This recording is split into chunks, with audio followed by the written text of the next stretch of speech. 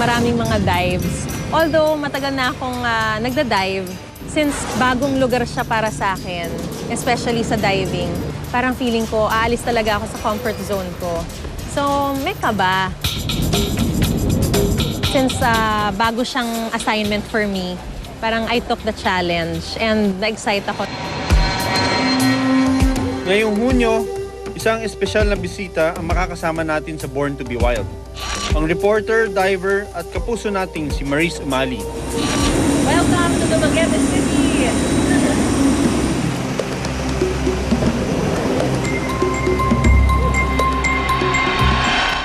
Mula Maynila, babiyahe ako pa Visayas para puntahan ang isla kung saan abot tanaw lang daw ang mga pawikan. At kung saan sila nakakahalubilo ng mga residente.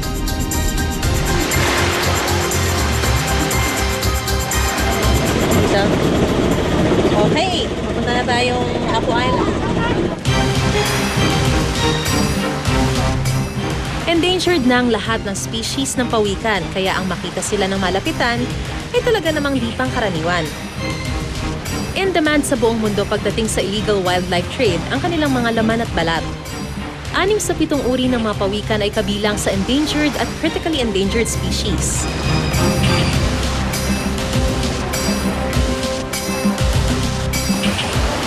Mga 15 to 20 minute boat ride lang yung layo mula dun sa mainland sa barangay Dawin, no kuya?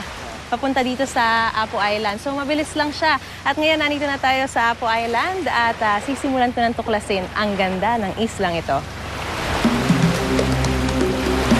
Ang assignment ko, silipin ang sinasabing pugad ng pawikan dito sa Apo Island.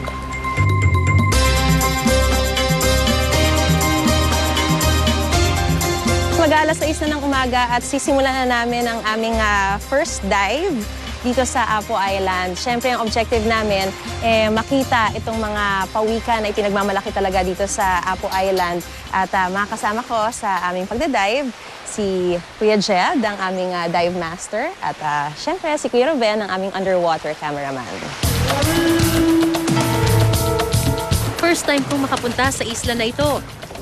Ang 12 hektaryang isla na matatagpuan sa Dumaguete Negros Oriental ay pasok sa top 10 diving spots ng bansa ayon sa Department of Tourism. 2, let's go!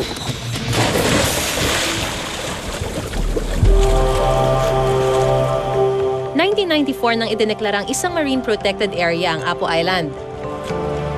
At simula noon ay protektadong namumuhay ang mga marine species sa lugar, kasama na ang mga pawikan. 1970s, 1980s, wala mga turtles masyado. 1990s, doon na. May mga record na nangitlog. And pinakawalaan pagka-hatch nila. Ay ngayon na lang, 2000s, ang daming turtles doon.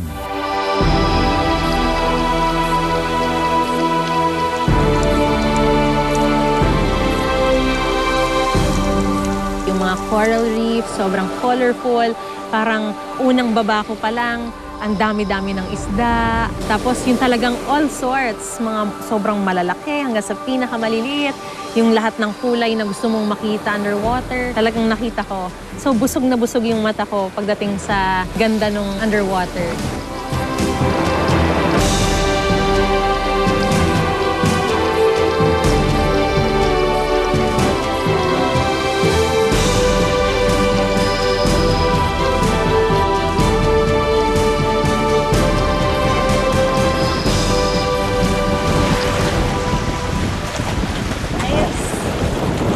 Okay, sobrang ang ganda ng first dive. Kaya lang, syempre, yung objective namin na makakita kagad ng mga pawikan, hindi pa namin yun na-achieve. Syempre, may konting disappointment na hindi kami nakakita kagad ng pawikan dun sa first dive. Pero inisip ko naman, ilang araw ba akong magsastay dito? Hindi naman siguro forever na lahat ng dives ko wala akong makikita.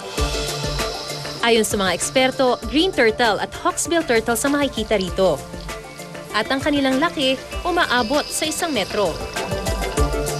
Surprisingly, di ba parang hanap ka ng hanap sa malayo.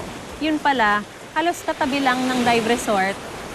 Talagang just a few meters away from the shoreline, nandun lang pala yung mga pawikans.